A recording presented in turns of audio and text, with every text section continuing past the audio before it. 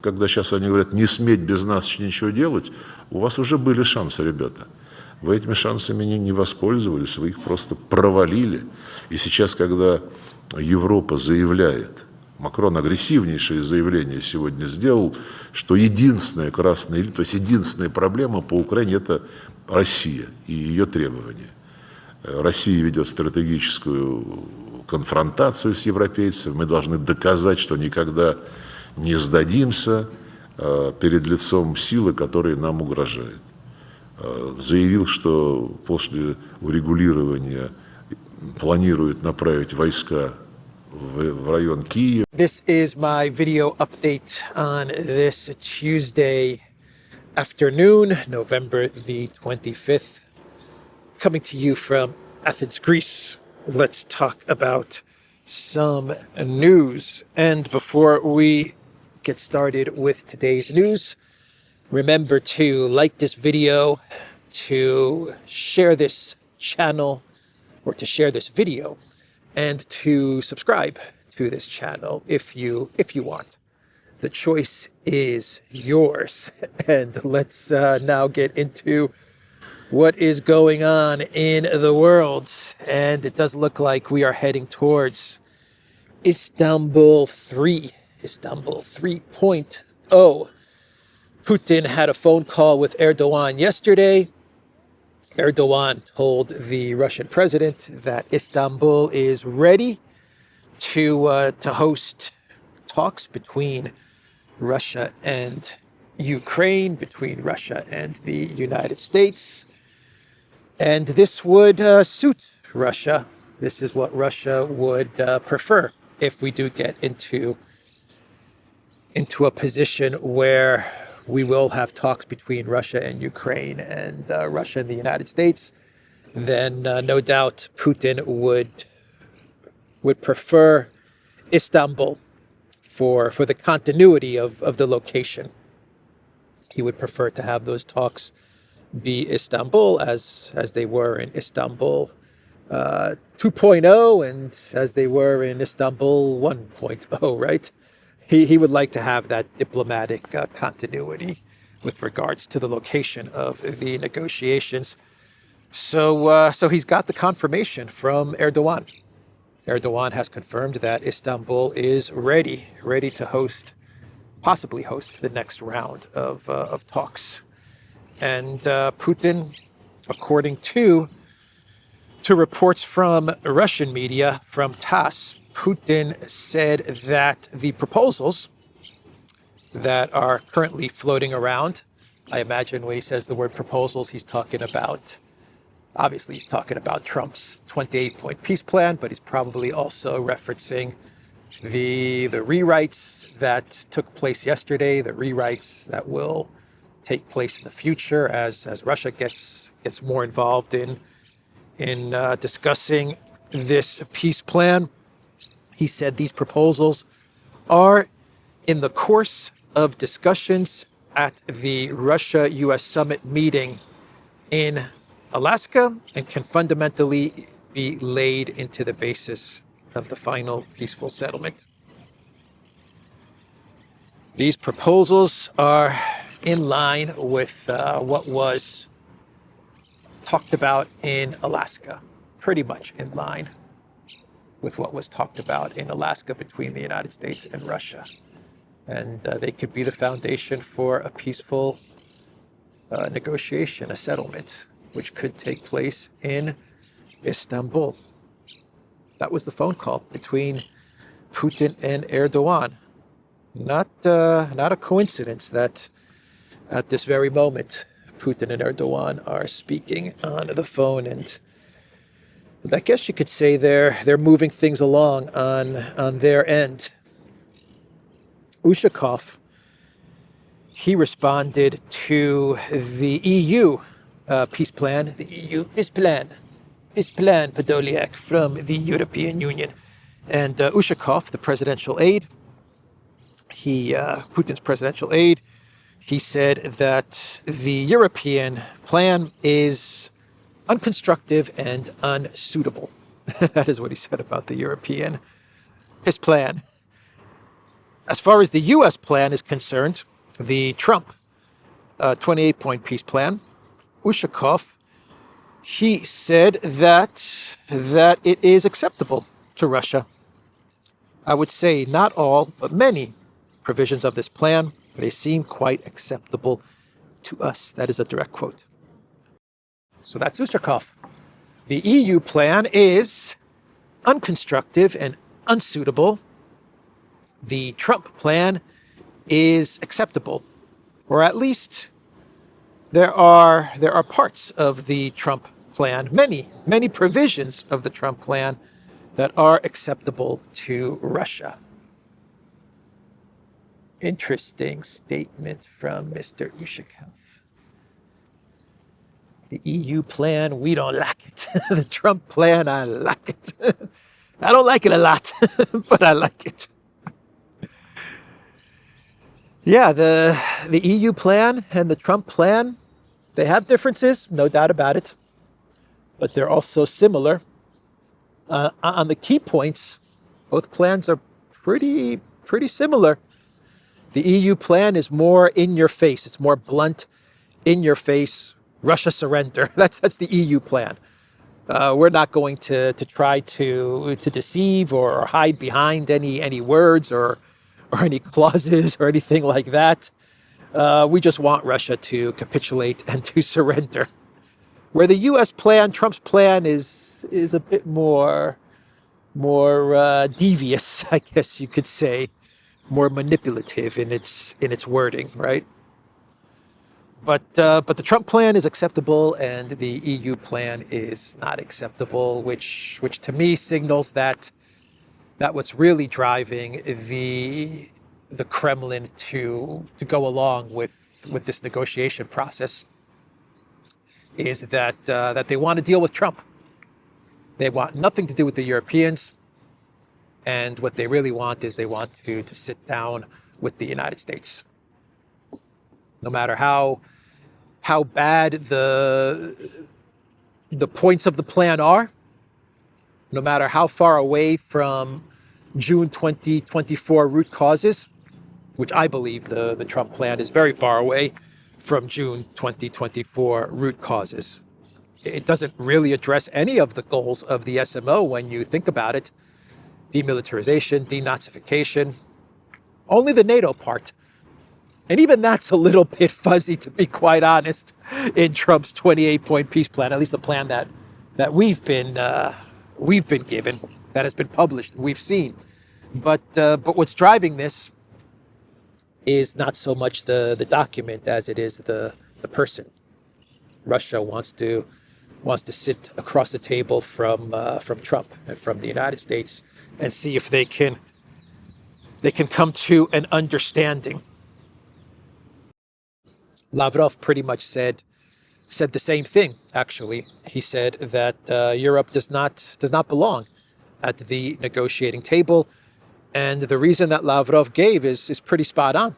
He said that when it comes to peace negotiations, Russia negotiated with the Europeans during Minsk, and all of the Minsk agreements and the Normandy format, I think it was called, and all of these different negotiations and formats that Russia had with Europe, with Germany, with France. And basically Lavrov's point was, we've already been down that road with Europe. We've already negotiated agreements with Europe. We've come to understandings with Europe, and actual ways to prevent a conflict in Ukraine with Minsk I, Minsk II, and the Normandy formats, and it resulted in nothing. It resulted in Europe breaking all of those agreements.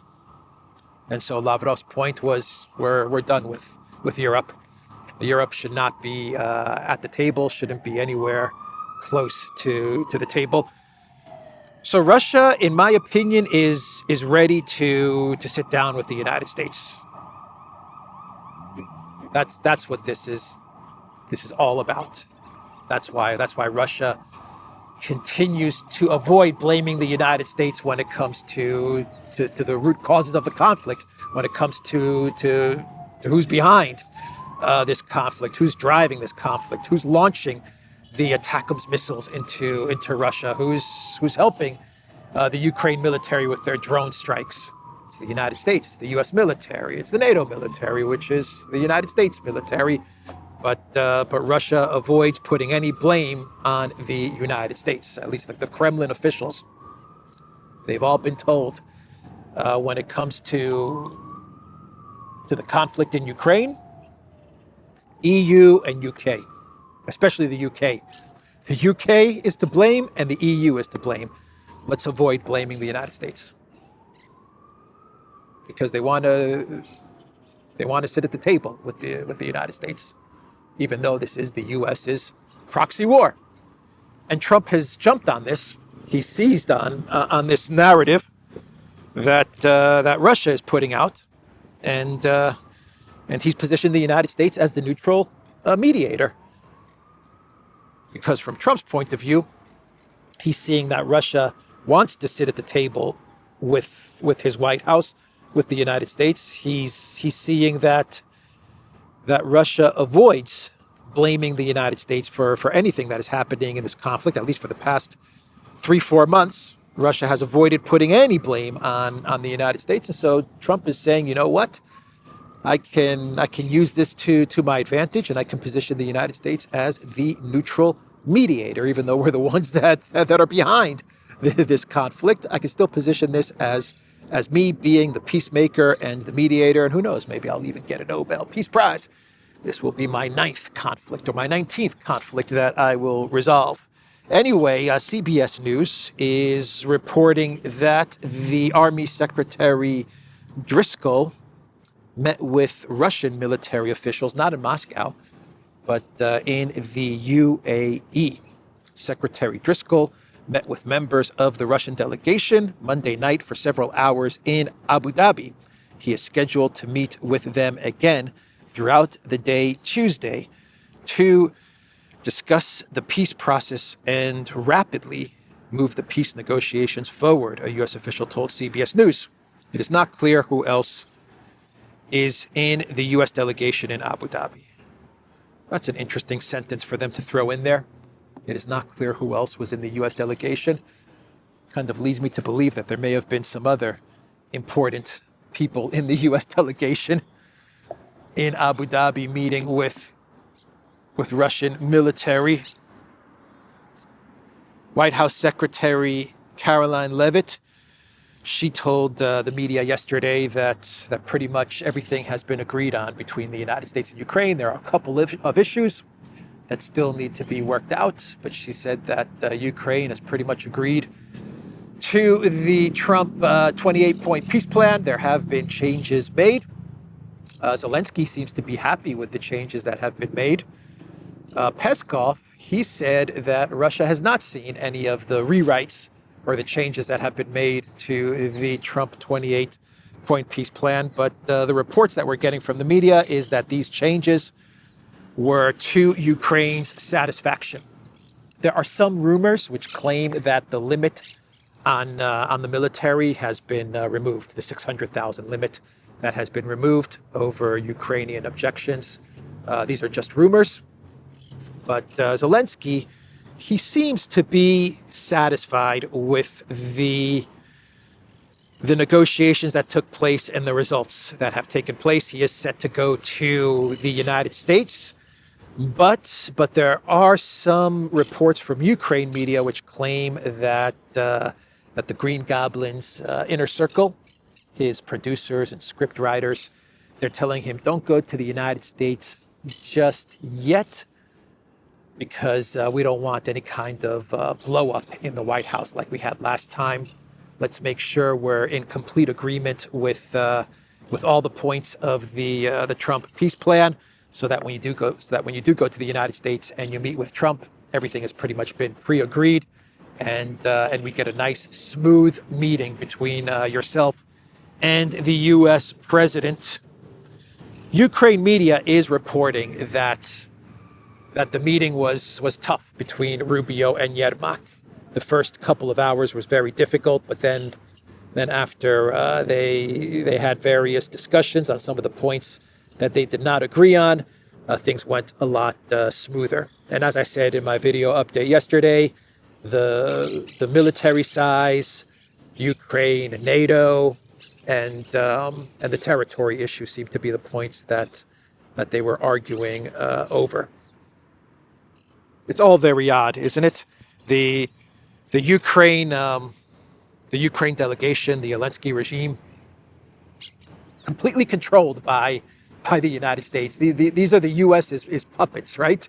And everything is made to seem as if there's real, give and take, back and forth kind of negotiations going on between the United States and Ukraine, when in reality the United States can do whatever it wants with the government in Kiev, whenever it wants, whatever it wants. If it wants to keep the conflict going, it can pour more money and weapons to keep the conflict going and escalating. If it wants to pull the plug, it can pull the plug in 1 minute. If it wants to force Ukraine to sign a document or order Ukraine to sign a document, obviously it can get Ukraine, Yermak, Zelensky to sign the document. But the picture that has been painted is that there's real tough negotiations between Rubio and Yermak, between the United States and Ukraine, because once again, the United States is the neutral mediator in all of this, right?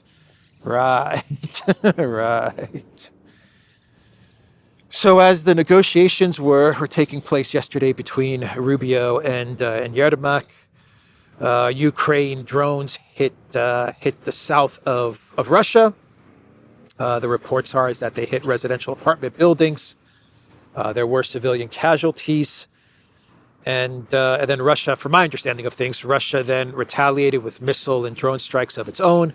According to Zelensky and Ukraine media, there were civilian casualties in the Russian retaliation, the Russian missile and drone strikes into Ukraine.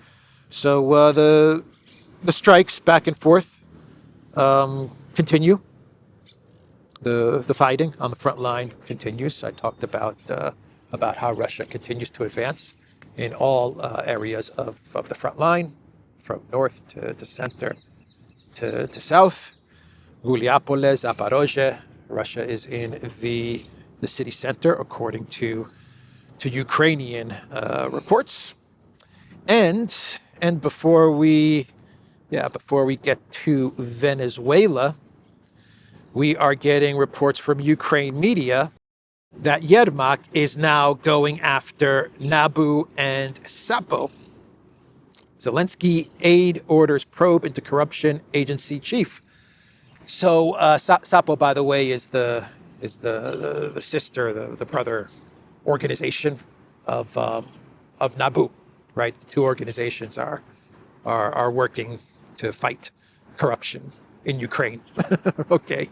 Anyway, if you believe that, but what an interesting twist to this corruption scandal. According to Ukrainsky Pravda, Yermak, he has now ordered an investigation into the Sapo agency chief. And there are reports that Zelensky called both of the agency chiefs into his office the other day, trying to resolve this corruption investigation, and nothing came out of it. And then it looks like Yermak ordered some sort of an investigation into the investigators. Investigate the corruption investigators. That is basically what is going on.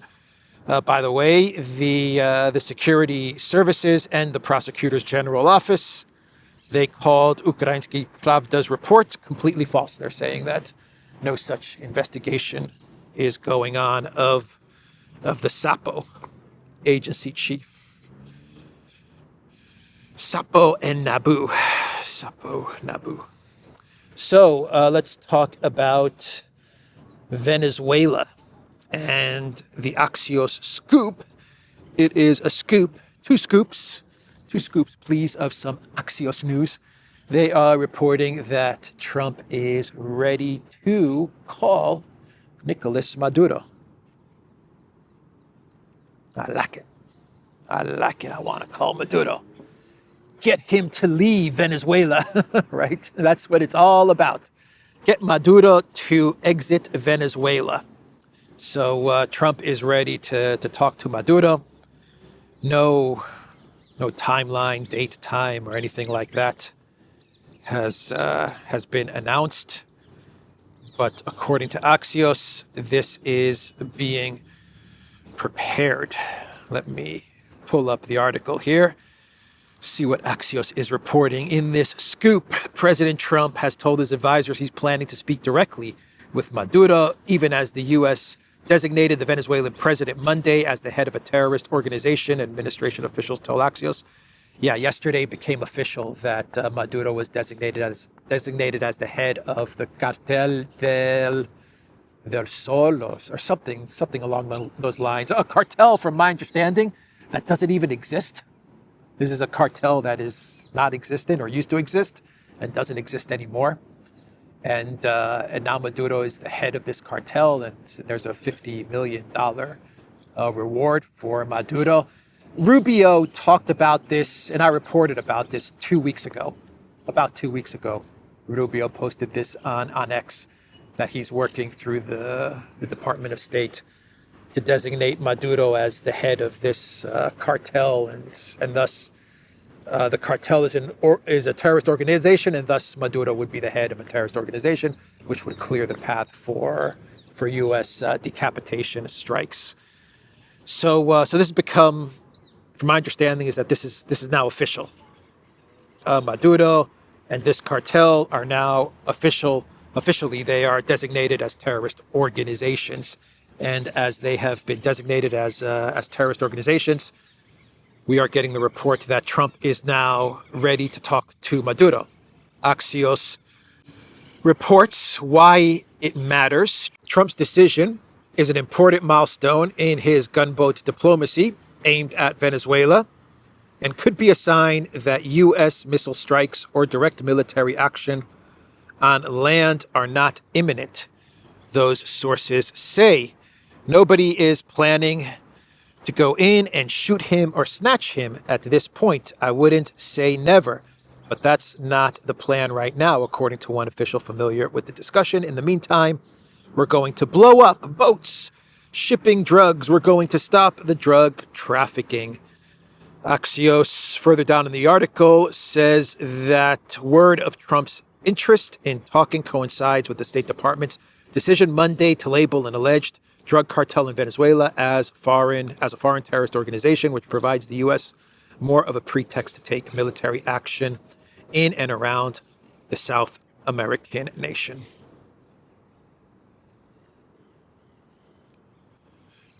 So Trump is going to try and get Maduro to exit. That's what he's going to try to do.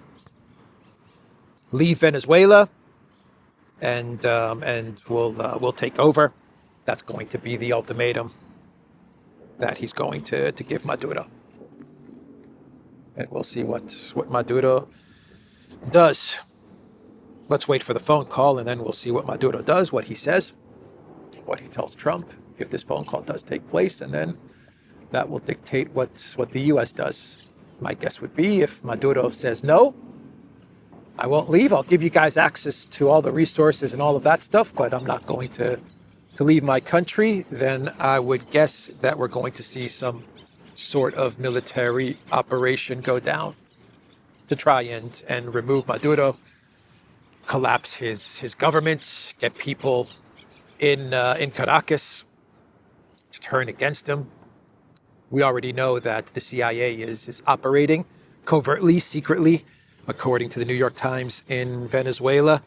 So we're coming to some sort of an end or the beginning of chaos in Venezuela, depending on how you want to look at it. So Trump went after Rand Paul really, really hard yesterday. He's gone after Marjorie Taylor Greene to the point where MTG is leaving in January. He's really going after Massey, and he's also taking on Rand Paul. So it does look like Trump is looking to remove these three lawmakers. He's not draining the swamp. Trump is not draining the swamp. Trump is cleaning the swamp out of the few people that don't agree with the swamp. He's trying to cleanse the swamp of dissenters, right?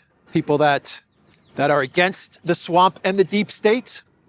That's what Trump's really trying to do. That's how it looks. It looks like the swamp has told the US president it's time to get rid of these three troublemakers. At least that's how they look at them. MTG, Massey, and Rand Paul. And so MTG, it looks like MTG is on her way out. We'll see if she runs for any other higher office. Thomas Massey, he's working on, and Rand Paul, he is now going after. He is escalating against Rand Paul. He posted on X, "Whatever happened to Senator Rand Paul? He was never great, but he went really bad. I got him elected twice in the great Commonwealth of Kentucky, but he just never votes positively for the Republican Party.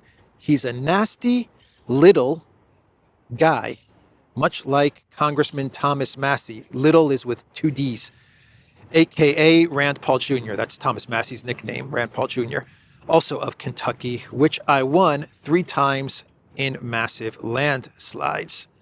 A sick wacko who refuses to vote for our great Republican Party, MAGA or America First. It's really weird."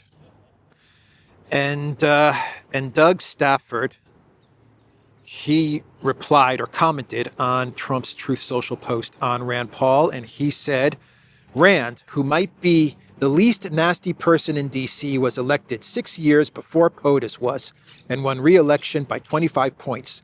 He votes 90% with his party, and the other 10%, it's because they're spending too much or taking your freedom. Literally, nothing in that tweet has any basis in reality." It's exactly right. Nothing that Trump posted on Truth Social has any basis in reality whatsoever about Rand Paul. But it's obvious that that Trump, the swamp, the deep state, the neocons, the Lindsey Grahams, who went after Trump in his first term, who did not support Trump in his first term, totally bought into the whole Russiagate narrative. All of these guys that Trump is now aligned with, these neocons and these swamp creatures, they're obviously looking to remove the 3 people that they consider to be problematic. And Trump is doing it, and he's using his huge platform, his Truth Social platform, to talk crap about Massey and Rand Paul and MTG, and to bully them and to try to remove them. And once those 3 are gone, well, you don't have anyone else really in Congress, or at least in the Republican Party, who will provide any pushback to the neocons or the swamp. No one. You'll have a very pure neocon-driven Republican party. That's where this is going. Anyway, that is Trump's latest on Truth Social. I think now I can get to a clown world, a couple of clown worlds. And the first clown world is courtesy of CNN. Erin Burnett, who has a little bit of a crush on the Green Goblin, I would say. Maybe she has a crush on the Green Goblin. Remember when she was in Kiev or in Ukraine, and she was interviewing Zelensky, and they were walking through some park, and it was very very intimate. the walk, the talk between Burnett and Zelensky, at least the posts, the videos that came out from that interview, made it as if those two really liked each other. They really got along well. Funny interview between Burnett and Zelensky. That was about 2 years ago. Anyway, she is coming to the aid of the Green Goblin because Trump posted something about how ungrateful Zelensky is. He rarely says thank you or something like that. with regards to everything that the U.S. has done. So what did CNN do? They put together a video montage of the 78 times that Zelensky has said thank you to the United States and to the people of America. 78 times they counted. 78 freaking times. Yeah, they came to Zelensky's aid. CNN and Aaron Burnett. Yep. So that's Clown World number one. Clown World number two is that there are people on X, prominent people on X, who actually believe that Ukraine is winning in Pokrovsk. That's what they believe. This is big news. Ukraine is holding Pokrovsk. This is not a post from 2 months ago or 3 months ago or even 2 weeks ago. This is a post from the other day, and they even include a map. They actually believe that Ukraine is winning in Pokrovsk, and they're actually saying now that Trump is bailing out Putin. Putin is about to suffer a big loss in Pokrovsk, and now Trump is coming to his rescue. Damn it, Trump. Damn it, Trump coming to Putin's aid. By the way, Mitch McConnell, a swamp creature, one of the neocon swamp creatures that Trump is supporting, is actually saying the same thing, that Trump is coming to Putin's aid. He is doing Putin's bidding with with coming out with the 28-point peace plan. It is a Putin plan, and Trump is coming to the aid and support of Putin. That is what Mitch McConnell said. Let me see if I have his quote. Here it is. Putin has spent the entire year trying to play President Trump for a fool. If administration officials are more concerned with appeasing Putin than securing real peace, then the president ought to find new advisors. Mitch McConnell. These are the people that Trump supports and protects. These are the people, Mitch McConnell's and Lindsey Graham's. Oh boy, J.D. Vance, he replied to this quote from Mitch McConnell, and he said, this is ridiculous. This is a ridiculous attack on the president's team, which has worked tirelessly to clean up the mess in Ukraine. That Mitch, always eager to write blank checks to Biden's foreign policy, left us. I wonder if the three candidates to replace McConnell in Kentucky share his views here. That was Vance's reply to McConnell, the turtle, Mitch McConnell. And one more Clown World in Germany. Sarah Wagenknecht, she was speaking to the very fair, very objective German media, and Wagenknecht, she was asked about these negotiations that are taking place, and she made the point that, in 2022. Ukraine had a much better deal on the table until Boris Johnson and all of us in Europe, we messed it up.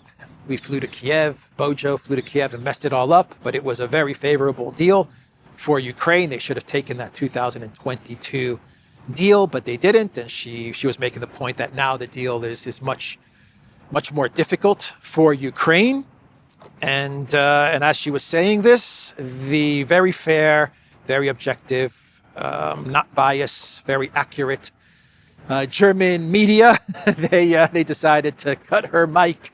They cut her mic, and they had to issue a statement saying that in 2022, it wasn't as Wagenknecht was portraying it. Actually, Russia was demanding the capitulation of Kiev. And so they cut her mic, and they had to issue a fake news correction, a misinformation correction, and that's the German media. That is the video, everybody. TheDuran.locals.com. We are on Rumble, Telegram, and X. We are on X. Go to the Duran shop, pick up some merch. There's a link in the description box down below. Take care.